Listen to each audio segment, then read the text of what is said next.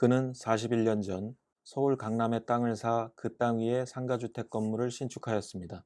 1층부터 4층까지는 세입자들에게 임대를 놓고 5층에서는 그의 가족들이 거주하였는데 그 거주 기간이 어느덧 41년이 되었습니다. 그런데 주변 공인중개사 사무소에서는 그에게 늘 끊임없이 건물을 팔라고 부추기고 있었고, 그러던 와중에 어느 날 그는 무엇에라도 씌인 것처럼 계약금 10억 원을 받고 건물을 100억 원에 매도하는 매매 계약을 체결하였습니다. 하지만 매매 계약을 체결한 날 밤부터 그는 악몽에 시달리기 시작하였습니다.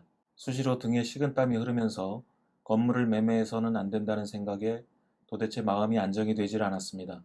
그의 심리 상태는 단순히 더 비싼 값에 건물을 팔지 못했다는 아쉬움과는 차원이 다른 것이었습니다. 결국 그는 매매 계약을 체결한 지 불과 5일 만에 매수인에게 계약을 해약하겠다는 뜻을 중개인을 통해 통보하였고, 위약금을 1억 원만 받으면 안 되겠느냐고 매수인에게 호소해 봅니다. 그러나 매수인은 해약을 하려면 계약금의 2배인 20억 원을 주어야만 한다고 하였고, 계약서상 이는 매수인의 당연한 주장이었습니다. 매수인의 20억 요구에 그는 어쩔 수 없이 은행의 담보대출을 알아봅니다. 그러던 중 그는 아내와 상의 끝에 매수인에게 6억도 제시해보고 6억은 너무 많다 싶어 5억도 제시해보다가 나중에는 중개수수료 포함하여 7억을 얘기해보기도 합니다. 그러나 매수인은 끝끝내 금액을 양보해주지 않았고, 심지어 그의 해약을 막기 위해 중도금 지급 예정일의 2주 전에 중도금 28억 원을 미리 공탁해버렸습니다. 어쩔 수 없이 그는 중개인을 통해 20억 원을 전부 드리겠다고 말하고는 은행에서 담보대출을 받아 중도금 지급일 직전에 20억 원을 법원에 공탁합니다. 그러나 매수인은 여전히 그의 해약을 받아들이지 않았고 20억 원 공탁금도 찾지 않은 채 그를 상대로 매매계약을 이행하라는 소유권 이전 등기 청구 소송을 걸어옵니다. 과연 그 소송 결과는 어떻게 되었을까? 결과는 매수인이 패소하고 그가 승소하였습니다.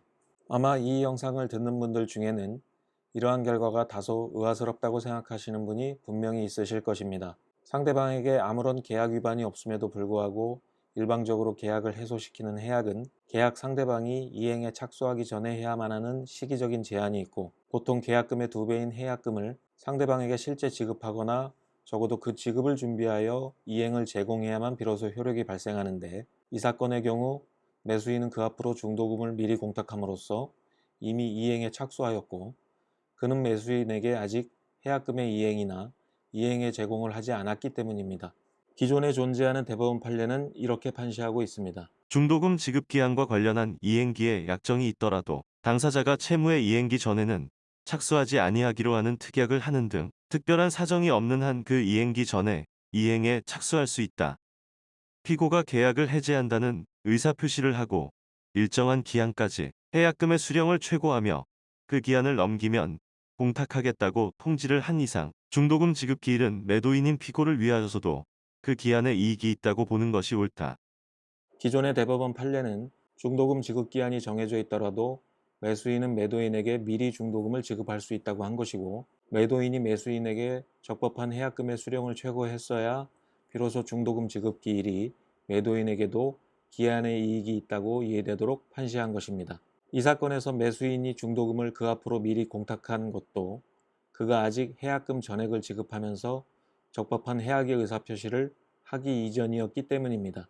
그럼에도 불구하고 그가 승소할 수 있었던 것은 왜일까? 법원은 그가 적법한 해약을 통지하지 않았더라도 그에게도 중도금 지급기일까지 해약을 할 수 있는 기한의 이익이 있다고 본 것인데, 이는 기존에 존재하는 대법원 판례의 취지를 엄격히 해석하면 쉽게 도출되기 어려운 결론이었습니다. 즉, 자칫 패소할 가능성이 높았던 사건이 그의 변론을 맡은 저의 적극적인 변론으로 승소로 연결될 수 있었던 것인데, 여기서 우리는 기존 대법원 판례가 마치 고정불변의 진리나 도그마가 되어서는 안 된다는 교훈을 얻을 수 있습니다.